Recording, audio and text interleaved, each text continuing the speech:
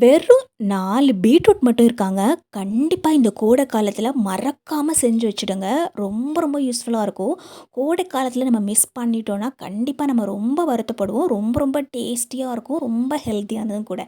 இதுக்காக நான் இன்னைக்கு ரொம்ப பெரிய சைஸ்ல இருக்கக்கூடிய 4 பீட்ரூட் எடுத்துக்கிறேன். நீங்க குட்டி குட்டியா எடுத்தீங்கன்னா, இன்னும் கொஞ்சம் அதிகமாவே எடுத்துக்கோங்க. இப்ப நம்ம இதில இருக்கக்கூடிய தோல மட்டும் இந்த மாதிரி சீவி எடுத்துக்கலாம். ரொம்ப ரொம்ப டேஸ்டியா இருக்கும். குழந்தைங்க கூட கண்டிப்பா கேட்டு வாங்கி சாப்பிடுவாங்க. இப்போ நம்ம பீட்ரூட்டை நல்லா கழுவி எடுத்துட்டு இந்த மாதிரி சின்னதாக கட் பண்ணி எடுத்துக்கலாம். உங்களால் முடிஞ்ச அளவு கொஞ்சம் சின்னதாகவே கட் பண்ணி எடுத்துக்கோங்க.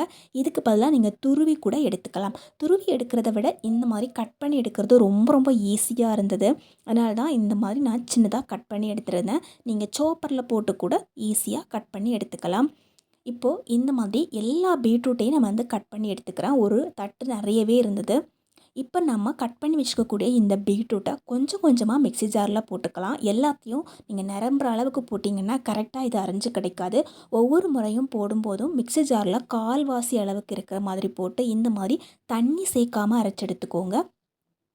பாருங்கள், இந்த மாதிரி கொஞ்சம் கொரகொரப்பாக கிடைக்கும். ரொம்ப நைஸாகவும் அரைச்சிட வேண்டாம். முக்கியமாக தண்ணி சேர்க்கவே கூடாது. தண்ணி சேர்த்திங்கன்னா அதில் இருக்கக்கூடிய ஜூஸ் எல்லாம் வீணாக போயிடும். அதனால் தண்ணி சேர்க்காம இந்த மாதிரி கொரகொரப்பாக அரைச்சி எடுத்துக்கோங்க. இப்போ நம்ம கொரகொரப்பாக அரைச்சி வச்சுக்கக்கூடிய இந்த பீட்ரூட் எல்லாத்தையும் ஒரு தட்டில் எடுத்து மாற்றி வச்சிடலாம். நான் எல்லாத்தையும் அரைச்சி எடுத்துட்டேன். இதை துருவுறதுக்கு ரொம்ப டைம் எடுத்துக்கும். ஆனால் அரைக்கிறதுக்கு அவ்வளோ டைம் எடுத்துக்கவே இல்லை. ஒரு 10 நிமிஷத்துக்குள்ளேயே எல்லாத்தையும் அரைச்சி எடுத்து வச்சாச்சு. இப்போ நமக்கு தேவைப்படுறது வெயில் தாங்க. கோடை காலத்தில் நம்ம ஏன் செய்கிறோம் அப்படின்னா, இந்த வெயில் நமக்கு கிடைக்கும் அப்படிங்கிறதுக்காக தான் இந்த கோடை காலத்தில் நம்ம செய்கிறோம். இதுவே நீங்கள் கோடை காலத்தை நம்ம மிஸ் பண்ணிட்டோம் அப்படின்னா, மற்ற டைமில் இவ்வளோ ஸ்ட்ராங்காக வெயில் கிடைக்காது. இது காஞ்சு கிடைக்கிறதுக்கு ரொம்ப டைம் எடுத்துக்கும். முக்கியமாக நம்ம இதை பிளேட்டில் மாற்றி காய வைக்கலாம், அல்லது பிளாஸ்டிக் பேப்பரில் போட்டு காய வைக்கலாம். ஆனால் துணியில் போட்டு காய வைக்க வேண்டாம். துணியிலையோ காட்டன் துணியிலலாம் நம்ம போட்டு காய வச்சோம் அப்படின்னா அதுக்கு இருக்கக்கூடிய நிறத்தை எல்லாத்தையும் அதை அப்படியே உறிஞ்சி எடுத்துடும். அதனால் ஒரு பிளாஸ்டிக் பேப்பருக்கு மேலேயோ அல்லது ஒரு பிளேட்டுக்கு மேலேயோ போட்டு இந்த மாதிரி வெயிலில் காய வச்சு எடுத்துருங்க. நான் இதை 2 நாள் காய வச்சுருந்தேன். ஃபஸ்ட் நாள் காய வைக்கும் போதே நல்லா காஞ்சிருந்தது. இருந்தாலும் இன்னும் கொஞ்சம் காயட்டும் அப்படிங்கிறதுக்காக மறுநாளும் காய வச்சுருந்தேன். வெறும் 2 நாளில் எப்படி காஞ்சி வந்திருக்கு பாருங்கள். நம்ம கையில் உடைச்சா கூட உடஞ்சி வந்துடும். அந்த மாதிரி நல்ல சூப்பராக மொறு மொறுன்னு காஞ்சி வந்திருக்குது. இதுவே நீங்கள் துருவி போட்டு காய வச்சாலும் இதை விடையும் சின்ன சின்னதாக கிடைக்கும் உங்களுக்கு. இப்போ நம்ம ஒரு மிக்ஸி ஜார் எடுத்துக்கலாம். இப்போ நம்ம காய வச்சுருக்கக்கூடிய இந்த பொருட்களை எல்லாத்தையும் 2 தடவையாக நான் போட்டு அரைச்சிருந்தேன். அதனால் பாதி அளவுக்கு மட்டும் மிக்ஸி ஜாரில் முதல்ல நம்ம எடுத்து போட்டுக்கலாம். இப்போது நம்ம தண்ணி எதுவுமே சேர்த்துடக்கூடாது. மிக்ஸி ஜாரில் கொஞ்சம் கூட தண்ணி இல்லாத மாதிரியும் பார்த்துக்கோங்க. தண்ணி இருந்துச்சுன்னா சீக்கிரமாக கெட்டு போயிடும்.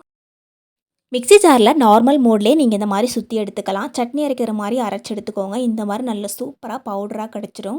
உங்களுக்கு இன்னும் நல்லா சூப்பராக அரையக்கூடிய மிக்ஸி இருந்துச்சு அப்படின்னா, நீங்கள் ஒரு டைம் அரைச்சாவே நல்ல பவுடராகி வந்துடும். இல்லை ஓரளவு தான் மிக்ஸி அரைக்கும் அப்படின்னா நீங்கள் ஜலிக்கிறது நல்லது. உடம்புல ஹீமோக்ளோபினே இல்லை அப்படின்னா கண்டிப்பாக கோடை காலத்தில் மிஸ் பண்ணாமல் ட்ரை பண்ணி பாருங்கள். இதே இந்த மாதிரி வெயிலில் காய வச்சு பவுடர் பண்ணுறதால இதில் இருக்கக்கூடிய சத்துக்கள் எல்லாம் போயிடுமோ அப்படின்லாம் கவலைப்படவே தேவையில்லை. இந்த பவுடரே நீங்கள் கொஞ்சம் வாயில் எடுத்து போட்டு பார்த்தீங்கன்னா அவ்வளோ சூப்பரான டேஸ்ட் இருக்கும். இதில் கொஞ்சம் கூட அந்த டேஸ்ட்டு கம்மி ஆகிருக்கவே செய்யாது. நான் மிக்ஸி ஜாரில் அரைக்கும்போது லைட்டாக நொர நொரன்னு இருந்தது. அதனால் இந்த மாதிரி லைட்டாக இதை ஜலிச்சு எடுத்திருந்தேன். 2 தடவையாக நான் இதை ஜலிக்க வேண்டி இருந்தது. ஃபஸ்ட்டு அரைக்கும்போது மிக்ஸி ஜாரில் பாதி போட்டு அரைச்சிருந்தேன். மிச்சம் இருக்கிறதையும் நான் அரைச்சிருந்தேன். இப்போ ஃபர்ஸ்ட்டே நமக்கு எந்த அளவுக்கு கிடச்சிருக்குது, இது எல்லாத்தையும் நம்ம ஒரு பாட்டிலில் போட்டு ஸ்டோர் பண்ணி வச்சுக்கலாம். ஃப்ரிட்ஜில் ஸ்டோர் பண்ணி வச்சிட்டிங்கன்னா ரொம்ப நாளுக்கு எவ்வளோ வருஷம் ஆனாலும் கெட்டு போகாது. இதை நம்ம நிறைய வழிகளில் யூஸ் பண்ணலாங்க. இதுலேருந்து ஒரு சூப்பரான கலரும் கிடைக்கும். இது நம்ம முக்கியமாக கோடை காலத்தில் நம்ம செஞ்சு வச்சோம் அப்படின்னா குழந்தைங்க ரொம்ப விரும்பி சாப்பிடக்கூடிய பொருட்களை எல்லாம் நம்ம இதுலேருந்து தயார் பண்ணலாம். இப்போ நான் இதுக்காக ஒரு 1/2 ஸ்பூன் அளவுக்கு ஒரு பவுலில் எடுத்து போட்டுக்கிறேன். இது கூட கொஞ்சம் காய்ச்சின பால் சேர்த்துக்கிறேன். ஆறின பால் தான் சேர்த்துருந்தேன். அதனால் ஒரு 5 நிமிஷத்துக்கு அப்படியே விட்டு வச்சுருந்தேன். இதுவே நீங்கள் சூடான பால் சேர்த்திங்கன்னா சீக்கிரமாக கலரெல்லாம் இறங்கிடும். நம்ம இது ஆறின பால் சேர்த்துருக்கோம் இல்லைங்களா, அதனால் ஒரு 5 நிமிஷத்துக்கு அப்படியே விட்டு வச்சுருந்தேன். இப்போ நம்ம ஒரு கப் எடுத்துக்கலாம். இதில் கட் பண்ணி வச்சுக்கக்கூடிய ஆப்பிள் சேர்த்துக்கிறேன். ஒரு ஆப்பிளில் பாதி மட்டும் கட் பண்ணி சேர்த்துருந்தேன். இது கூடவே நமக்கு பிடிச்ச எந்த ஃப்ரூட்ஸ் வேணால் சேர்த்துக்கலாங்க. வாழைப்பழம் இந்த மாதிரி எந்த ஃப்ரூட்ஸ் வேணால் சேர்த்துக்கலாம். நான் இன்றைக்கி மாதுளம் பழமும் ஊற வச்ச பாதாம் பிசுனும் சேர்த்துருந்தேன். அதே மாதிரி கொஞ்சம் விதைகளையும் ஊற வச்சு சேர்த்துருந்தேன். இப்போ நம்ம ஊற வச்ச அந்த பால் இருக்கு இல்லைங்களா, அப்படியே இதில எடுத்து ஊத்திடலாம். இன்னும் தேவைப்பட்டா நீங்க பசும்பாலோ அல்லது பாக்கெட் பாலோ கொஞ்சம் ஊத்தி சேர்த்துக்கோங்க. காய்ச்சின பால் தான் சேர்த்துக்கணும். உங்களுக்கு தேவைப்பட்டா நீங்க இதில இனிப்பு சேர்த்துக்கோங்க. நான் இன்னைக்கு இதில இனிப்பு எதுவுமே சேர்த்துக்கல. வெயில் காலத்தில குடிக்கிறீங்கன்னா, கண்டிப்பா கொஞ்சம் ஐஸ் கியூப்ஸ் போட்டுக்கோங்க. ரொம்ப டேஸ்டியா இருக்கும். குழந்தைங்களுக்கெல்லாம் இந்த மாரி செஞ்சு குடுத்தீங்கன்னா, ரொம்ப ரொம்ப விரும்பி சாப்பிடுவாங்க. ரொம்ப டேஸ்ட்டா இருக்குமா அப்படின்னு சொல்லுவாங்க. நான் இன்னைக்கு இத்தனைக்கும் இதில எந்த விதமான இனிப்பும் சேர்த்துக்கல. நம்ம அதில சேர்த்துக்கக்கூடிய ஃப்ரூட்ஸோட இனிப்பே இதுக்கு சூப்பரான டேஸ்ட்டு குடுக்கும். ரொம்ப சூப்பரா, ரொம்ப சிம்பிளா செய்யணும். எனக்கு ஃப்ரூட்ஸ் எல்லாம் சேர்க்கணும்னு அவசியம் கிடையாது. அப்படின்னு நெனச்சீங்கன்னா, சிம்பிளா ஒரு பவுல்லையோ, ஒரு கப்லையோ இதில கொஞ்சமா பவுடர் எடுத்து போட்டுக்கோங்க.